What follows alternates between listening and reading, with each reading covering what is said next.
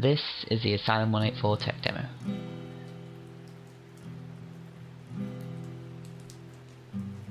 We start with some basic UDK features such as cinematics and lighting.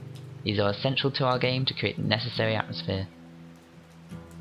This is the weapon pickup. Your current selected weapon is shown at the bottom of the syringe on the hood. You can also switch between your gun and your melee weapon. Melee weapons have two types of attacks. As shown here, one is a sweeping attack which hits multiple enemies for less damage. Also shown here is a single strike to hit one enemy for more damage. You will have noticed the syringe in the corner is filled with red and an icon has appeared. This is our Fear Rage system in action. The highlighted icon on the right shows you have full rage. As you can see, the player now does more damage and moves quicker, as well as there being visual effects overlaid. When the red bar reaches 0 again, the rage effect stops and everything goes back to normal. Our entire HUD is minimalistic, with only the syringe widget on show. In this widget, fear is represented as a blue icon on bar and rage as red. Only when they are active do their icons glow. The health is shown on the HUD by a bloody visual effect. The more health you lose, the more it shows.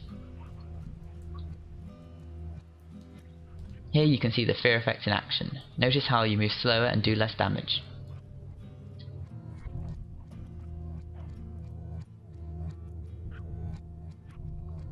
All weapons will eventually break. Their current state is represented as a red overlay on their icon. When this gets to full, it breaks and the weapon is gone.